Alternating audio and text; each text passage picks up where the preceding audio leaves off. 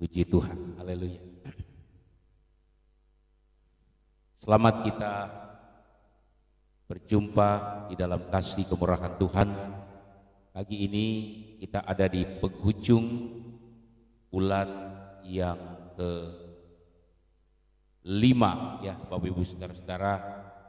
Kita sudah melangkah lagi nanti pada beberapa hari ke depan untuk masuk pada bulan yang ke-6.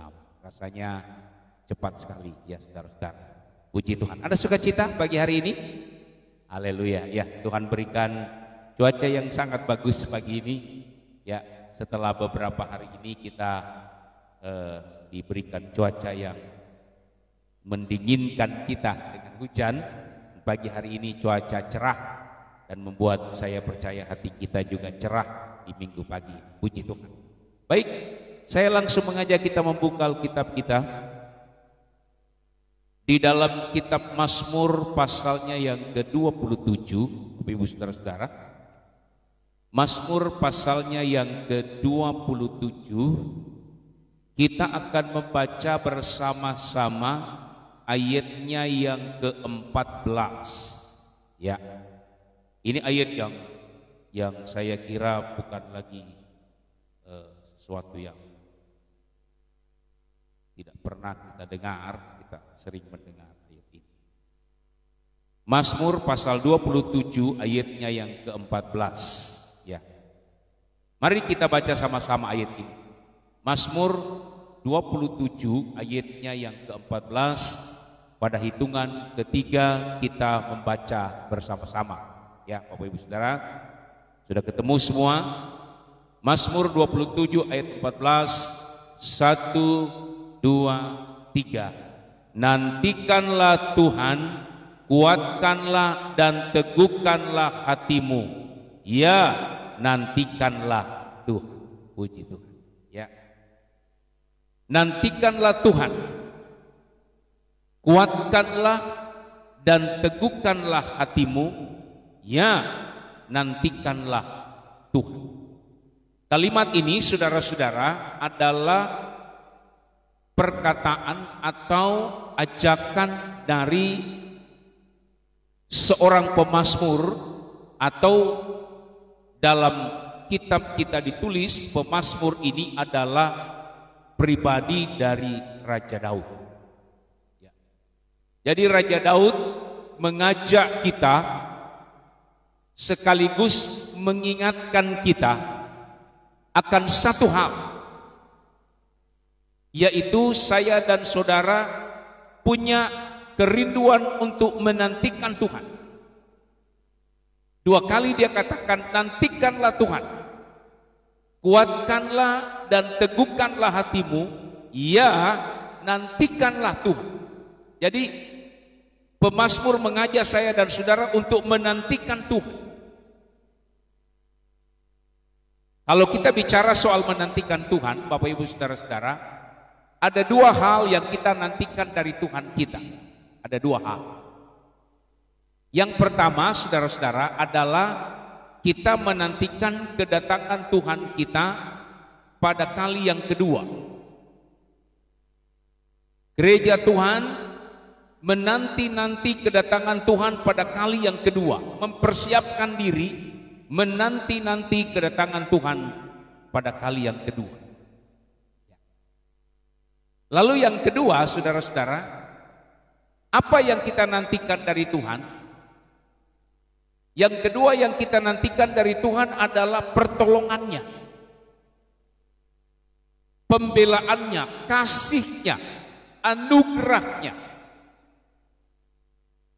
Jadi 2 hal ini yang kita nantikan dari Tuhan. Yang pertama adalah kedatangannya pada kali yang kedua menjadi Raja kemuliaan. Tentu semua kita akan berharap hal itu. Baik nanti apakah kita akan melihat secara langsung ketika kita masih Tuhan izinkan ada di dunia ini, atau nanti ketika kita sudah tidak ada di dunia ini, kita kemudian ketika dia datang kali yang kedua kita kemudian menyongsong dia. Kita mengharapkan, kita menanti-nantikan hal itu. Yang kedua kita menanti-nantikan Tuhan adalah menanti-nantikan pertolongan Tuhan, menanti-nantikan kasih Tuhan, anugerah Tuhan. Itu yang kita nanti-nantikan. Dan kalau saya melihat perkataan dari pemazmur ini, ayat yang kita baca tadi, pemazmur tidak bicara tentang menanti-nantikan kedatangan Tuhan kali yang kedua, tidak. Ya. Tapi pemazmur sedang mengajak kita untuk menantikan pertolongan Tuhan. Catat baik-baik. Jadi ayat ini saudara-saudara tidak bicara tentang menanti-nantikan kedatangan Tuhan kali yang kedua, tidak.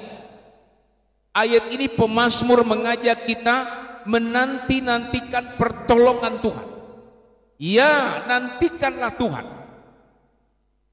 Menanti-nantikan kebaikan Tuhan, menanti-nantikan anugerah Tuhan dalam hidup kita. Kenapa saya dan saudara diajak untuk menanti-nantikan Tuhan, menantikan Tuhan, menantikan pertolongan Tuhan? Sebab saudara-saudara, yang namanya menunggu atau menanti itu tidak enak. Ya saudara-saudara, di tengah-tengah penantian kita, seringkali dalam penantian kita itu kita berhadapan dengan tantangan. Ada banyak doa kita, ada banyak pergumulan kita menanti-nantikan tangan Tuhan menolong kita. Doa kita buat anak-anak kita, doa kita buat keluarga kita, doa kita buat usaha pekerjaan kita, buat masa depan keluarga kita. Kita menanti-nantikan jawaban itu, kita menanti-nantikan pertolongan Tuhan itu. Dan ada banyak orang percaya yang kemudian jauh dari Tuhan, bahkan tinggalkan Tuhan, karena mereka tidak bisa menanti-nantikan pertolongan Tuhan itu dengan baik. Kenapa? Karena di tengah-tengah penantian itu kadang-kadang ada banyak tantangan, ada banyak masalah, ada banyak persoalan yang membuat kita tidak dapat menantikan pertolongan Tuhan itu. Itu sebabnya ayat ini berkata demikian. Mengingat bahwa menanti-nantikan pertolongan Tuhan itu bukan sesuatu yang mudah, maka pemazmur katakan, kuatkanlah dan teguhkanlah hatimu. Saya senang sekali Bapak Ibu Saudara-saudara, di penghujung bulan yang kelima ini Tuhan ingatkan kita bahwa kita perlu pertolongan Tuhan. Bisa katakan amin Bapak Ibu Saudara-saudara. Kita nantikan pertolongan Tuhan itu. Sambil kita menantikan pertolongan Tuhan itu, firman Tuhan katakan kita harus memiliki hati yang kuat dan hati yang teguh. Kuatkanlah dan teguhkanlah hatimu sambil kita menanti-nantikan Tuhan. Sekarang pertanyaannya begini Bapak Ibu Saudara-saudara. Apa yang membuat kita kuat dan teguh menanti-nantikan Tuhan, menanti pertolongan Tuhan? Apa yang membuat kita kuat dan teguh? Karena banyak orang tidak kuat, tidak teguh hatinya. Belum sampai pertolongan Tuhan, dia sudah putung, dia sudah tinggalkan Tuhan, lalu berkata begini, percuma saya iri Tuhan, saya sudah berdoa sekian waktu, saya sudah puasa bahkan saya melakukan apa saja tapi doa saya belum dijawab oleh Tuhan. Kayaknya Tuhan tidak mendengar doa saya. Di tengah jalan saudara-saudara dia putus harapannya. Dan bukan satu dua. Ada begitu banyak umat Tuhan yang hilang dari Tuhan hanya karena mereka tidak dapat menantikan pertolongan Tuhan dengan hati yang kuat, dengan hati yang teguh. Sekali lagi pertanyaannya begini bagi kita pagi. Apa yang membuat kita kuat? Apa yang membuat hati kita teguh sehingga kita bersabar menantikan pertolongan Tuhan itu? Bersabar menantikan jawaban doa dari Tuhan dalam hidup kita. Apa yang membuat hati kita kuat dan teguh? Saya mencatat saudara-saudara, Ya. Ada satu hal yang membuat kita tetap kuat dan teguh, menantikan pertolongan Tuhan. Apa yang membuat kita kuat dan teguh? Perhatikan baik-baik. Yang membuat kita kuat dan teguh adalah keyakinan kita akan pertolongan Tuhan. Ya. Sekali lagi catat baik-baik. Yang membuat saya dan saudara itu kuat dan teguh menanti pertolongan Tuhan adalah keyakinan kita, kepercayaan kita akan pertolongan Tuhan itu. Kenapa orang banyak kemudian gagal menantikan pertolongan Tuhan? Mereka tidak sabar menantikan pertolongan Tuhan. Karena mereka tidak yakin akan pertolongan Tuhan. Mereka ragu akan pertolongan Tuhan. Saya nunggu-nunggu pertolongan Tuhan. Saya nunggu-nunggu jawaban doa. Ini bisa nggak ya? Tuhan bisa tolong saya nggak ya? Tuhan bisa tolong usaha saya nggak ya? Tuhan bisa sembuhkan anak saya nggak ya? Tuhan bisa tolong keluarga saya nggak ya? Dia sudah nggak yakin dulu. Kalau kita sudah tidak yakin akan pertolongan Tuhan, saya yakin 100% kita tidak akan kuat dan kita tidak akan teguh iman. Tapi kalau kita yakin bahwa bagi Tuhan tidak ada yang mustahil, seperti tema kita sepanjang tahun ini. Setiap minggu saya yakin saudara pasti baca ini. Bagi Tuhan tidak ada yang mustahil.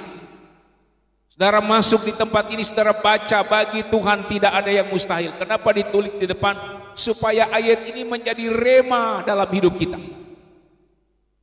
Supaya setiap kali kita menghadapi masalah, kita berdoa, kita menunggu-nunggu pertolongan Tuhan, kita selalu ingat ayat ini, bagi Tuhan tidak ada yang mustahil. Karena kita ingat ayat ini saudara, kita punya satu keyakinan, kita percaya betul bahwa Tuhan pasti menolong kita. Pasti menolong. Dan kalau Tuhan menolong kita, Dia pasti bisa melakukannya, karena tidak ada yang mustahil bagi Tuhan.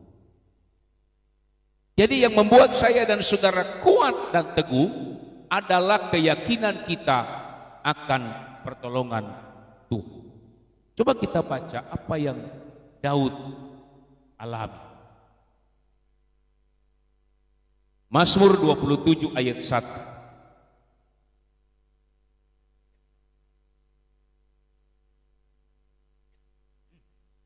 Mazmur 27 ayat 1. Demikian bunyi firman Tuhan dari Daud.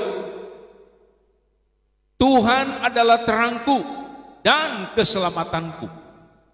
Kepada siapakah aku harus takut? Tuhan adalah benteng hidupku.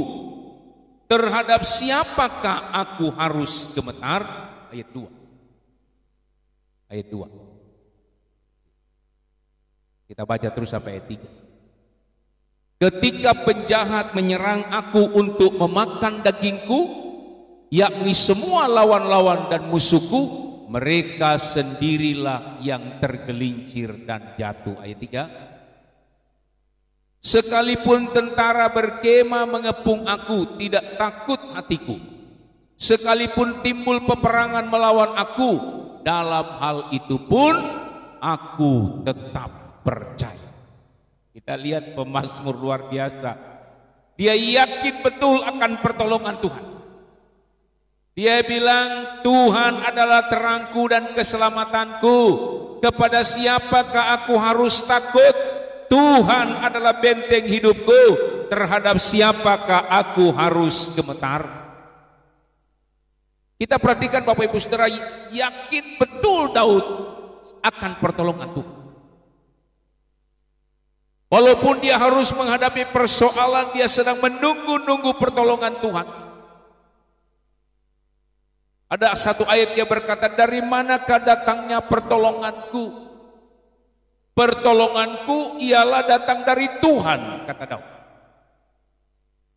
Tapi seperti yang saya katakan tadi, Pemazmur mengajak kita, mengingatkan kita sabar. Tunggu, nantikanlah Tuhan. Nantikanlah pertolongan Tuhan itu. Nantikanlah kebaikan Tuhan itu. Nantikanlah campur tangan Tuhan itu. Tunggu dengan sabar. Sambil kuatkan dan teguhkan hatimu, kata pemazmur. Kita harus tetap yakin bahwa Tuhan sanggup, Tuhan mampu menolong kita. Itu sebabnya dia katakan, sekalipun tentara berkemah mengepung aku, tidak takut hatiku. Sekalipun timbul peperangan melawan aku, dalam hal itu pun aku tetap percaya. Ini yang membuat pemazmur begitu kuat, begitu teguh hatinya. Karena pemazmur begitu yakin, pemazmur begitu percaya bahwa Allah kita mampu menolong kita. Allah kita sanggup menolong kita. Apapun persoalannya, asalkan kita menunggu, menanti pertolongan Tuhan itu dengan kuat dan teguh hati. Bisa katakan amin Bapak Ibu Saudara. Siapa sih di antara kita yang tidak punya pergumulan? Siapa di antara kita yang tidak punya doa dan kerinduan kepada Tuhan? Saya yakin tidak. Semua kita pagi hari ini yang datang, kita punya doa dan kerinduan kepada Tuhan. Bahkan mungkin kita rindu supaya pertolongan Tuhan itu cepat-cepat datang.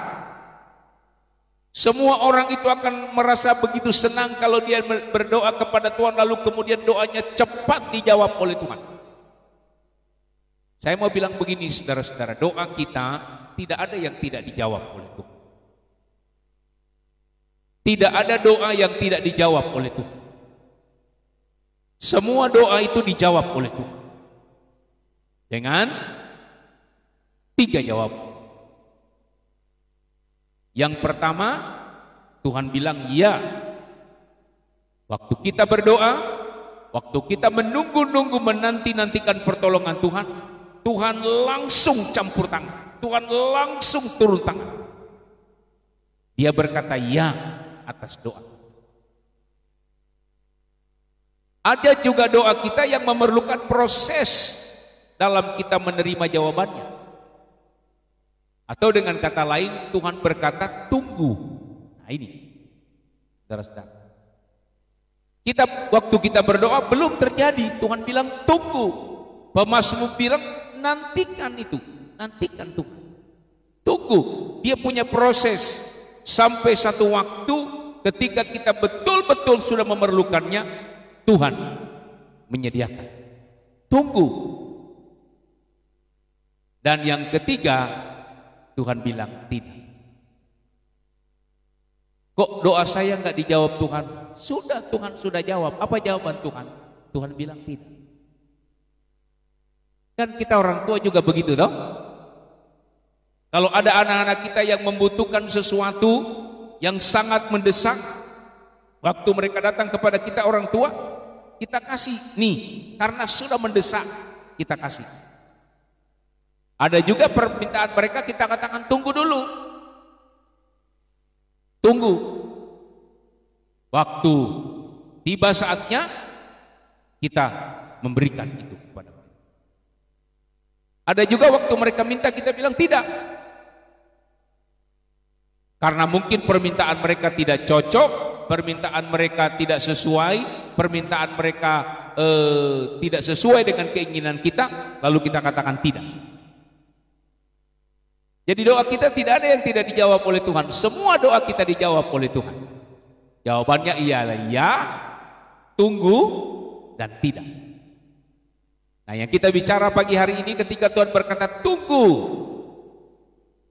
Waktu kita berdoa Tuhan bilang nantikan dulu, tunggu dulu, kuatkan dan teguhkan hatimu.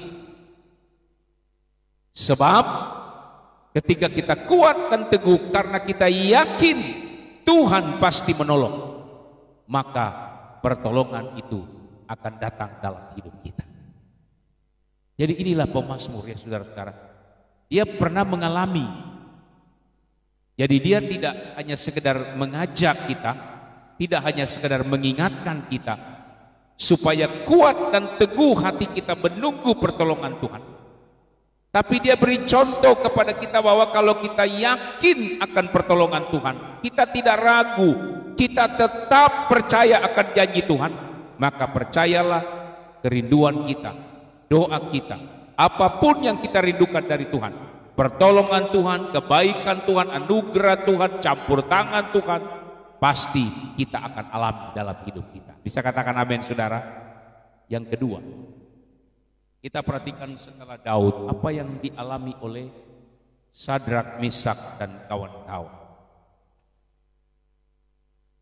Bahwa di tengah-tengah kita menanti jawaban Tuhan itu ada banyak tantangan yang kita hadapi. Mari kita coba baca Daniel pasal 3 ayat 17 sampai ayatnya yang ke-18.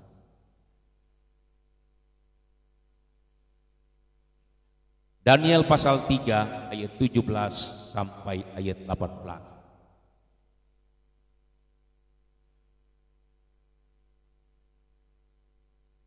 Kita tunggu ya sampai kita baca. Daniel pasal 3. Ya.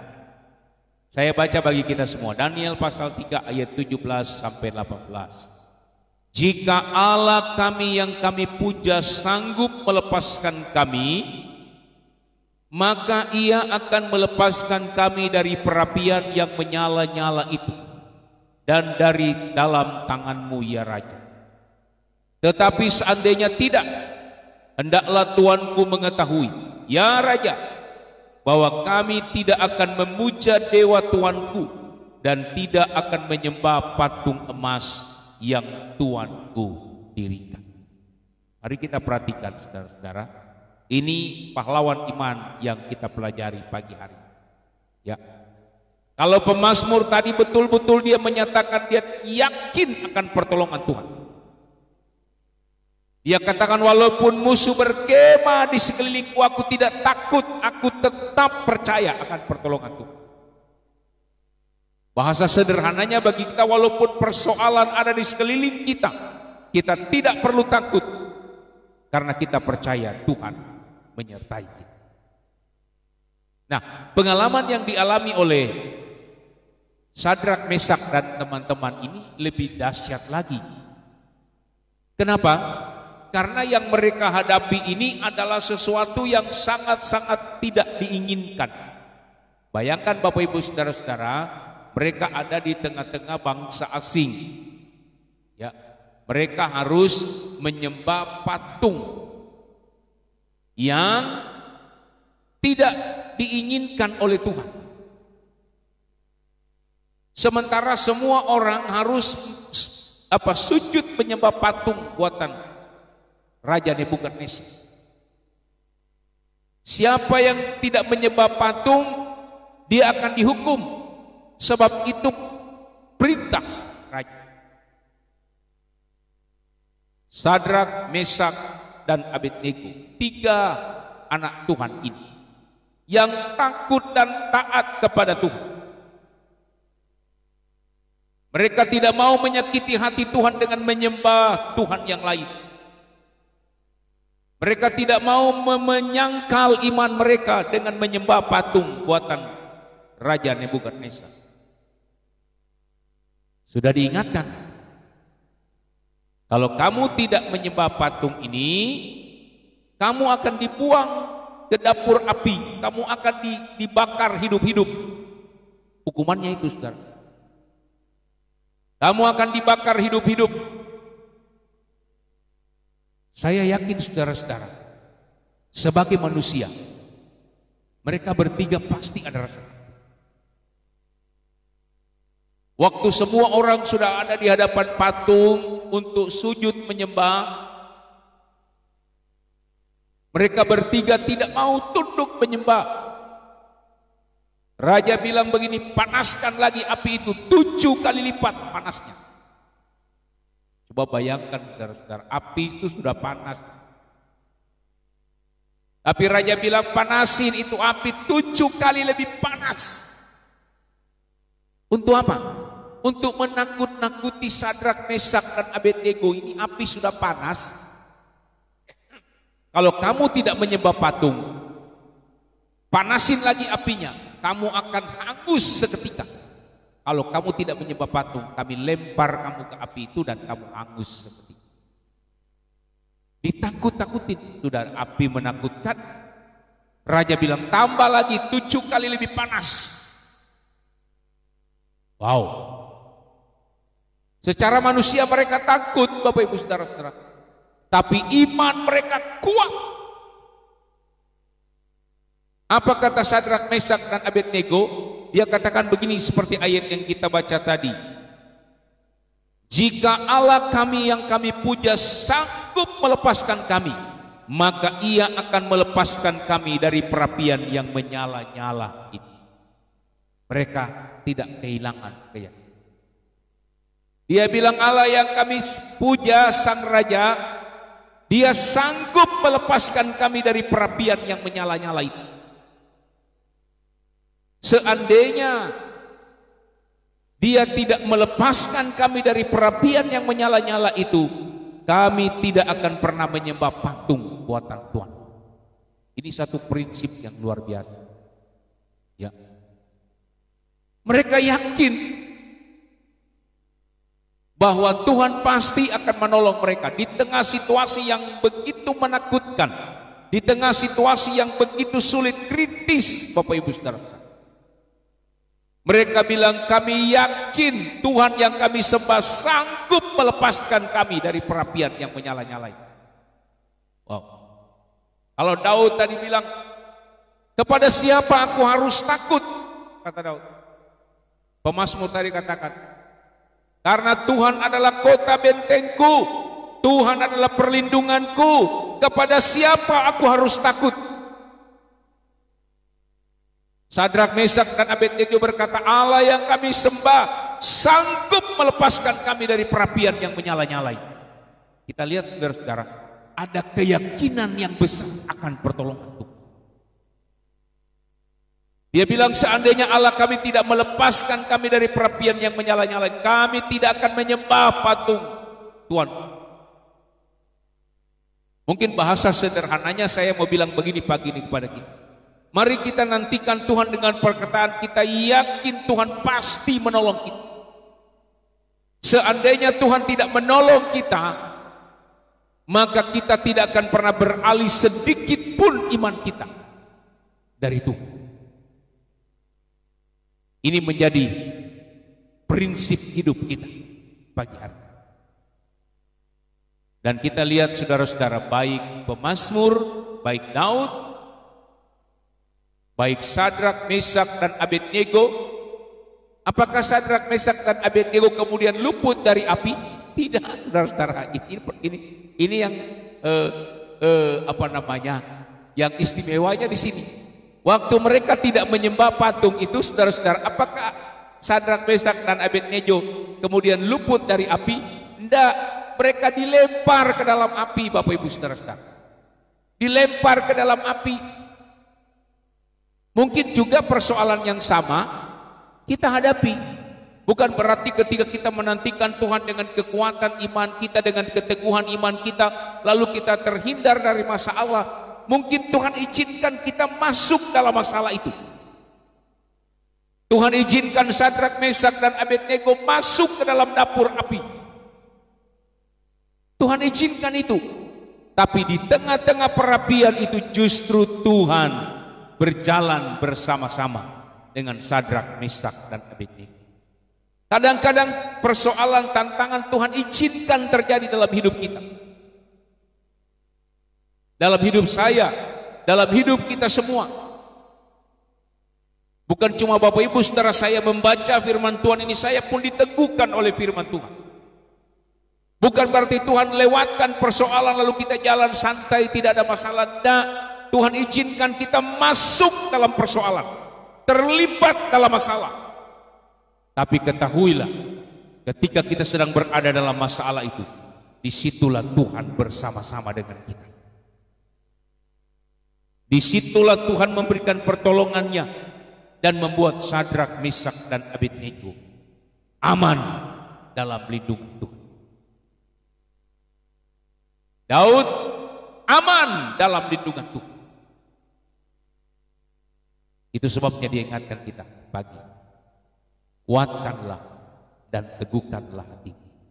Dan nantikanlah Tuhan. Ya, nantikanlah Tuhan. Saya tidak tahu Bapak Ibu saudara-saudara apa yang menjadi doa dan pergumulan. Tapi saya katakan tadi, bagi saya setelah saya membaca firman Tuhan, saya berdoa, saya dikuatkan oleh firman Tuhan. Dan firman Tuhan disampaikan bagi kita pagi di penghujung bulan ini.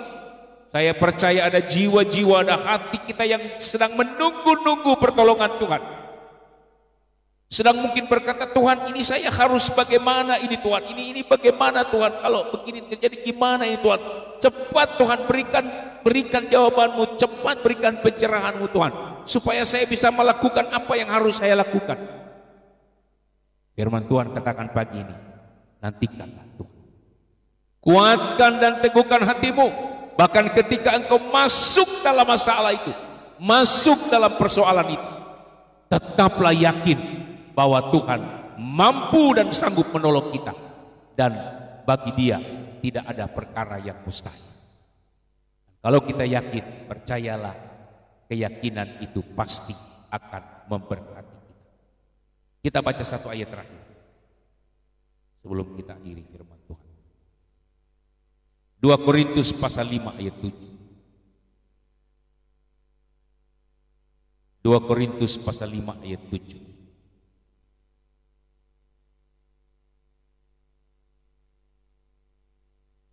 Kita baca sama-sama ya saudara-saudara. Pagi ini kita baca sama-sama. 2 Korintus pasal 5 ayat 7. Sebelum kita akhiri firman Tuhan, kita baca ayat ini sama-sama. Dengan iman, dengan keyakinan yang kuat dan teguh, bahwa hidup kita adalah hidup karena percaya. Hidup kita adalah hidup karena kita yakin akan pertolongan Tuhan. Mari kita baca sama-sama.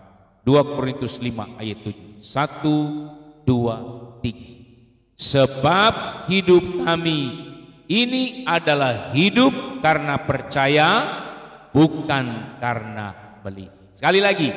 1, 2, 3. Sebab hidup kami ini adalah hidup karena percaya, bukan karena melihat. Bisa katakan amin saudara? Hidup kita ini saudara-saudara adalah hidup karena kita yakin, kita percaya akan pertolongan Tuhan. Kita tidak ragu sedikit pun pertolongan Tuhan. Hidup kita hidup karena percaya, bukan karena melihat. Kalau kita hidup karena melihat saudara-saudara, begitu banyak keraguan-raguan kita. Kita lihat ini melemahkan kita. Kita lihat persoalan ini membuat kita down. Kita nggak mampu berjalan ke depan. Tapi pagi ini firman Tuhan katakan, jangan hidup karena engkau melihat, tapi hiduplah karena engkau percaya bahwa Tuhan mampu menolong engkau. Tetaplah yakin, kuatkan dan teguhkan hatimu, dan tunggu pertolongan Tuhan sampai pertolongan itu nyata dalam hidup kita, dan kita akan memuliakan Dia. Tuhan Yesus memberkati. Saya kira mungkin ini yang dapat saya sampaikan pagi hari ini. Sekali lagi, percayalah bagi Tuhan tidak ada yang mustahil. Yakinlah, kuatkan dan teguhkan hatimu, nantikanlah pertolongan Tuhan, maka pertolongan itu akan terjadi dalam hidup kita. Amin. Tuhan Yesus memberkati. Mari kita berdiri bersama-sama. Yakinkan kita pagi hari ini bahwa hidup kita adalah hidup karena percaya. Berdiri bersama-sama, kita akan nyanyikan satu pujian, Hatiku Percaya. Lagu tadi yang kita nyanyikan sama-sama, kita mendengarkan.